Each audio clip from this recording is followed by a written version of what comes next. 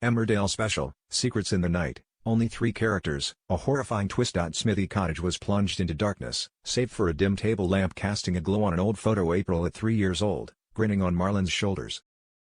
The door creaked softly, a cold gust of wind sweeping in with trembling footsteps. April Windsor stood there, coat soaked with rain, eyes red but lips tightly pressed as if holding back a world shattering within her chest.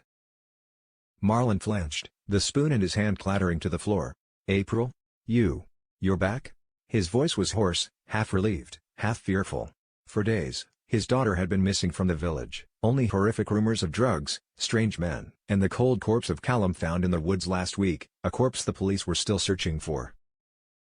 April didn't answer. She stepped in, slammed the door shut, then leaned her back against the wall as if her whole body was about to collapse. "Dad?" A broken whisper. "I killed someone." Time seemed to stop. Marlon felt his heart plummet. He approached, his trembling hands touching her shoulders. "What are you saying? April, look at me. Tell me clearly." The girl, no, the 16-year-old woman battered by life, looked up. Her once sparkling eyes were now mere ashes. "Callum. He tried to rape me. I pushed him, he fell, hit his head on a rock. Blood. Blood everywhere." April's voice broke, tears streaming down. "Ray told me to keep quiet. He has a video. He said if I told, Leo would die. Mother Celia. She told me I was their merchandise." Marlon staggered, needing to brace himself against the sofa. His head buzzed. Ray Walters, the slick man always grinning at the village pub, turned out to be a devil. And Celia, the woman who used to bring cookies to his house when April was little, was now a witch who had pushed his daughter into hell. "I've been carrying drugs for them for 3 months now," April continued, her voice hoarse. "Every time I refused, they sent photos of Leo sleeping at school. I was scared, Dad. So scared I couldn't even look in the mirror anymore." Marlon knelt, pulling her into a tight embrace. The smell of rain, the imagined smell of blood, the smell of pain, all blended together. "Listen to me," he whispered into her hair, "I won't let anyone touch you again. Never." Outside, a motorbike roared. Headlights swept across the window like a knife. Ray Walters, the shadow in a nightmare, was coming. He had followed April from the pub, had overheard the last call she sent to Marlon, "Dad, I'm coming home." The door rattled under heavy blows. "Open up, Marlon. I know the girl's in there." Ray's voice boomed, accompanied by the clink of metal, the short-barreled shotgun he kept hidden in his car's trunk. April cringed. "He'll kill us all." Marlon stood, pushing her into the corner of the room, grabbing the old baseball bat from behind the door. His eyes were bloodshot. "Hide in the closet. Lock it tight. Don't come out, no matter what happens."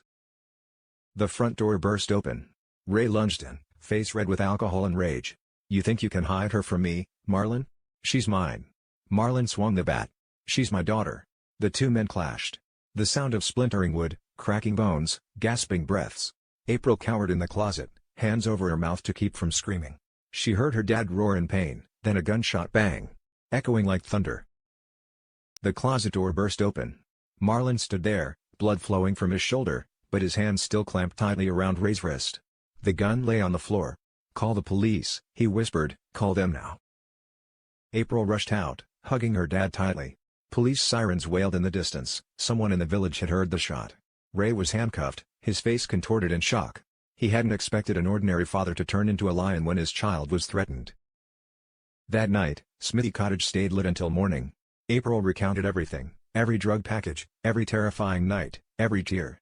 Marlon listened, not interrupting, just holding his daughter's hand tightly. The final twist: when police searched Ray's phone, they found another video, not of April, but of Marlon himself. It turned out that years ago, after his ex-wife died, Marlon had been so desperate he almost committed suicide in the garage. Ray had secretly filmed it, keeping it as a trump card to control April. "If you don't obey, I'll send this video to the whole village to let them know your dad was once a coward." April looked at her dad, eyes wide. "Dad? You never told me." Marlon smiled weakly, wiping blood from his shoulder. "I once thought I wasn't worthy of being a father. But tonight, I know I fought for you. That's what matters." Ambulance sirens blared. Blue and red lights flashed across the faces of father and daughter. April leaned her head on her dad's shoulder. For the first time in months, she felt safe. The episode ended with April holding Marlon's hand in the ambulance, whispering, "Dad, I won't run away anymore. We'll face this together." The screen faded to black. White text appeared, dedicated to the fathers who never gave up. Next episode, Consequences and Redemption. 3 weeks after the shooting, Emmerdale village was still buzzing. Ray and Celia were arrested, but their gang still lurked somewhere. April was placed in a witness protection program, but she refused to leave the village. "I don't want to leave Dad again." Marlon recovered slowly, the shoulder injury forcing him to use crutches. But more painful were the villagers' gazes, pity, curiosity, and whispers behind his back. Marlon almost committed suicide? April is truly a bad daughter. One morning, April received an anonymous message. "A copy of your dad's video still exists. To delete it, bring £50,000 to the old scrapyard before midnight." She didn't tell Marlon. Instead, April secretly met Ross Barton, a guy who had once been involved with drugs but was now trying to turn his life around. "Help me one last time," she pleaded. Ross agreed, but with one condition: if anything happens, Marlon needs to know.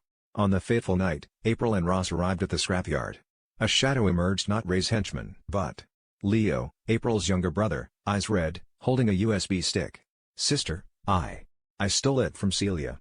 I want to help you." April hugged her brother tightly, tears streaming down. But at that very moment, headlights flared. A truck sped towards them. The driver was Callum, the man everyone thought was dead. It turned out he was only badly injured, saved by Celia and hidden away for revenge. "Welcome to hell again, April." A gun fired again. Ross lunged to shield April. Marlon, who had secretly followed, guided by a father's intuition, appeared with his old baseball bat. "This time, I'm ending everything." The screen cut off at April's scream. Next episode, Consequences and Redemption. The old scrapyard was shrouded in thick fog, the pungent smell of rusty iron and oil hanging heavy in the air. Headlights from Callum's truck cut through the night like a knife, shining directly on April, Ross, and Leo, who stood motionless amidst the piles of scrap metal. The engine roared, then fell silent. The truck door swung open. Callum stepped out, half his face wrapped in white bandages, his left eye bulging from its socket as if to devour the world. He dragged his leg, but his right hand still held an old hunting shotgun, the kind Ray used to threaten April. "You think you could kill me, you little bitch?" His voice was hoarse, mixed with a chilling laugh. April pushed Leo behind her, her hand trembling as she clutched the USB stick the boy had just given her. You were supposed to be dead," she screamed, her voice cracking with fear. Ross took a step forward, his folding knife ready in his pocket. "Don't come any closer, Callum. I'm not playing." From the distant shadows, the clatter of crutches echoed.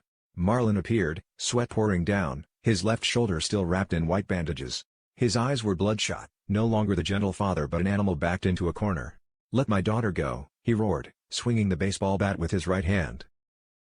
Callum sneered, pointing the gun at Marlon. "Oh, the heroic dad. Do you want to die first or should I blow that kid's head off?" He glanced towards Leo, who was cowering behind April. Time seemed to slow. April felt her blood run cold. She looked at the USB in her hand, the key to erasing her dad's dark past, then at Leo, at Ross, and finally at Marlon. "I can't lose anyone else." "Callum," April said, her voice trembling but resolute, "you want this USB, right? I'll give it to you. But you have to let my brother and Ross go first." Callum smirked. "You think I'm stupid? Give it here, or I'll blow the kid's brains out." Marlon quietly advanced, though each step caused him excruciating pain. He whispered to Ross, "When I yell, you lunge and shield April. Don't argue." Ross nodded slightly, his eyes never leaving Callum. April slowly raised the USB. "Here. I'll throw it over, you catch." She feigned throwing it, but just as Callum reached out, April lunged, pushing him hard in the chest. Callum lost his balance, falling backward into a pile of scrap metal. The gun flew away. "Run!" April screamed. Leo and Ross rushed towards Marlon. But Callum was faster than expected. He scrambled to his feet, blood seeping through his bandages, picked up the gun, and aimed it directly at April's back. "Die!" A gunshot rang out, but not from Callum. Another bullet lodged directly in his arm, causing the gun to drop again. From atop the scrap tower, a figure jumped down, Rona Goskirk, the village vet, holding a tranquilizer gun she used for horses. "I called the police the moment I followed you," Rona shouted, her voice sharp. Callum screamed, clutching his bleeding arm. Marlon charged, using all his might to smash the bat against Callum's knee. Callum collapsed, unconscious. April ran to hug Leo, tears streaming. "Brother, are you okay?" Leo nodded, but his eyes were still fixed on the USB. "Sister. Dad's video." Marlon knelt, embracing both his children. "It's okay now. It's all over." He looked at Rona, nodding his thanks. Why are you here?" Rona panted. "I saw April sneak out of the house in the middle of the night. A mother's intuition told me to follow. Luckily, I brought this tranquilizer gun." Police sirens wailed in the distance, growing closer. Blue and red lights flickered over the scrapyard. Callum was handcuffed, still unconscious. Police found another suitcase of drugs in the truck, the final evidence to send Ray and Celia's gang to prison permanently.